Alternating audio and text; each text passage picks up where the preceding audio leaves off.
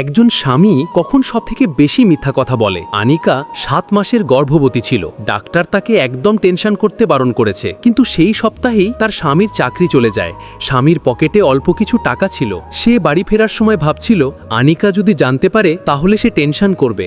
সন্ধ্যায় আনিকা হাসি মুখে জিজ্ঞেস করল, আজ তোমাকে এত চিন্তিত লাগছে কেন? অনিক হালকা হেসে বলল, কিছু না, অফিসে কাজের একটু চাপ ছিল।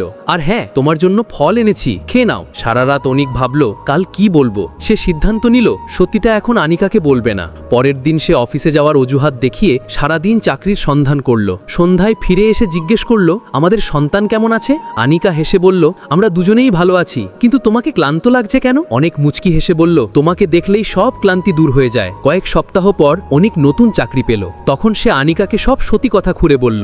আনিকার চোখে জল চলে এলো। সে বলল, এতদিন ধরে তুমি একা একা সব কষ্ট সহ্য করছিলে? অনিক তার হাত ধরে বলল, তুমি আর আমাদের সন্তানই আমার পৃথিবী, কি করে কষ্ট দিই বলো? বন্ধুরা, প্রকৃত ভালোবাসা সেটাই যা কঠিন সময়েও একে অপরের ভরসা হয়ে দাঁড়ায়।